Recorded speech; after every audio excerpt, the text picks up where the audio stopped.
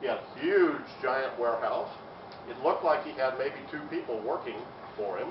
I saw a few advertising materials on some conference room tables, and he had a small office in a completely empty warehouse. Vince said, sure, you can be the distributor for North America. Here's my bank's address in Nassau in the Bahamas. If you'll wire me $1 million cash, I'll send you some games to sell. Well, one of the first things that I learned in the used movie and used game business was you never give anybody who's going out of business or who looks like they're going out of business or who doesn't even look like they're in business, not only not $1 million, you don't give them $100. So I was nice, polite, shook Vince's hand, said thanks very much. Could I have a copy of the game? I'll take it back to Dallas and have my people evaluate it, and I'll let you know. So he hands me what appears to be the only copy of the game in the entire building. I go catch a plane, fly back to Dallas, and go, you'll never believe what happened to me. Telling my people, I said, this guy wanted me to wire him $1 million, and look, I mean, just tossed it in a box, put it in my warehouse, forgot about it for 20 years. In the meantime, Vince makes the game. He starts to distribute the game. He starts to sell it at $199. He gets 1 or 2 people to pay that much for it. And then they discover that nothing works on it. I mean, nothing works on it.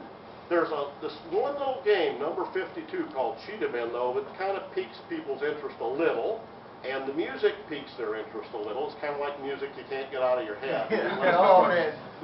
Once it starts going, it just goes on forever, kind of a thing. Yeah. But anyway, he was not having much luck selling them at $199. So then he reduced the price to $99, and then he started selling them in Australia and Europe and stuff at an even lower price. Then the last place that he went to, he made a cartoon and he put it on the Home Shopping Network one last Christmas season. And he saw, and I met somebody who said, I don't know if they're in here. Okay. Yeah, right. All right, yeah. He got his mother bought him Action 52 off the Home Shopping Network. And I think that was probably the only one they sold on that. You may want to hang on to that one. A lot. Yeah. So anyway, so Vince wasn't doing very well with the overall project.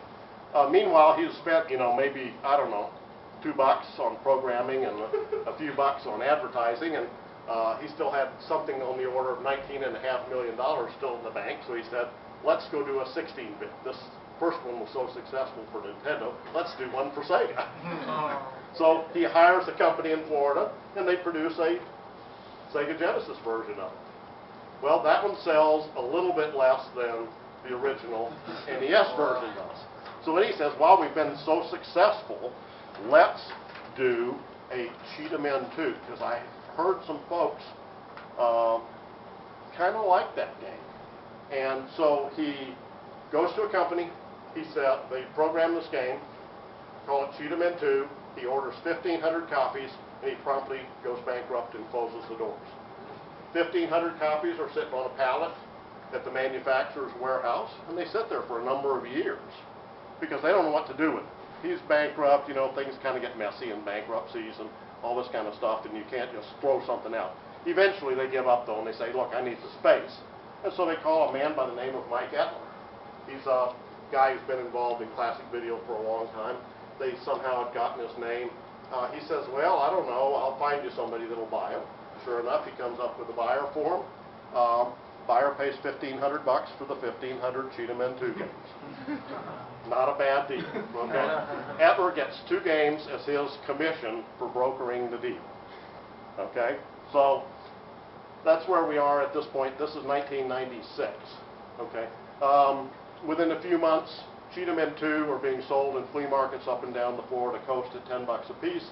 6 months later, they're $70. A year later, they're a couple of $100 a copy. I paid $1,500 for one copy a month and a half ago on eBay. And currently, a really good copy in a box, pristine condition, $5,490, I think, is what they're asking today. So that's kind of the story and some of the things that go along with Cheetahmen. Now, here's what part of the fun is. Vince, he said he's bankrupt. He closes the doors. But he forgot to mention he still has $19.5 million of the drug folks from South America and the Saudi princes from Saudi Arabia. They'd like their money back. He doesn't really want to give it to them, so he goes into hiding. And over the years, many stories have circulated about Vince Perry and some people that either claim to have talked to him or have tracked him down, and then he disappears, won't talk to him, and it has added to the mystery of everything. But it was a real, I think, a real easy answer to the question of why was Vince in hiding. He was afraid they were going to shoot him.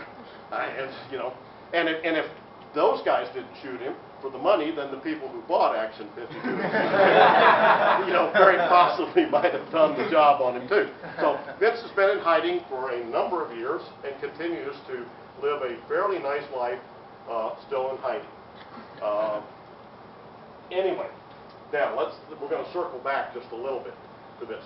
One of the things, and this is a sidebar to the whole story. Well, let me go forward just for a minute though. In the meantime, however, not only does Cheetahmen become a very rare collector game, Action 52 does too. It's been only a matter of a few years ago, I was buying Action 52s for $75. I paid $700 for a nice, pristine copy, still factory sealed in the box, not too long ago myself. Action 52 is pretty hard to touch for under $200, $300, $400, even for the cartridge anymore. So, and again, neither cartridge is selling for so much because the gameplay is so good you can't live without it. So, I bought mine for $3. Huh? $3 to the Jets. And I'll give you $5 for it right now. And you back there, if you've still got yours. No, it went back. I have a return policy for it. Are you kidding me? Yeah, I was like, this is crap. Send it back. Okay. And do you remember by any chance what your mother paid for it? Was it like $79? I'd heard like $79 at that time on Home Shopping. I'm not sure. I don't know. It wasn't worth $79, huh? No. Is now. Yeah, it is now. So okay, so as I said, it is continued now for about 20 some odd years of being the game that everybody loves to hate. I mean, they just because it certainly, like I said, it isn't because it's the great game to play, but it's a fun game to hate. Okay, that's what it really boils down to. Now, let's circle back and talk about Greg Pavich and my involvement in it. I left Vince's warehouse in 1990 with that prototype in hand. Well, I didn't know it was a prototype. It was just the only game that he seemed to have in the entire warehouse, which is what made me a little queasy about the idea of shipping him $1 million to the Bahamas. And I tossed it in that box, and it sat. I had a big 10,000 square foot warehouse, and it sat in that warehouse for basically 20 years. In 1908, I had, by 1999 anyway, I'd sold the business. The business had grown really big. Things were changing. The video stores were changing a lot of things, and I sensed it was time to get out of the business. And I sold it to a company in Mississauga up here. Matter of fact, it did a lot of used videos and stuff for Kmart and some other big places. Yes, sir. Silly question before we go any further. Back when you were in the business of setting up like new Blockbuster stores with the tapes, why wasn't there like just a catalog they could order from the studios? Well, that goes back to the way studios worked. As a little side note to that, studios at that time in videos, this was just getting the very start of when they started to have VCRs and stuff and video stores. Studios took they would do a film, and they would pull it out of what they called the vault, and they would make, let's just say, 5,000 copies of it. Okay? When those 5,000 copies were sold, they didn't make another copy of it until they were sold and they had a minimum number of pending orders. And then they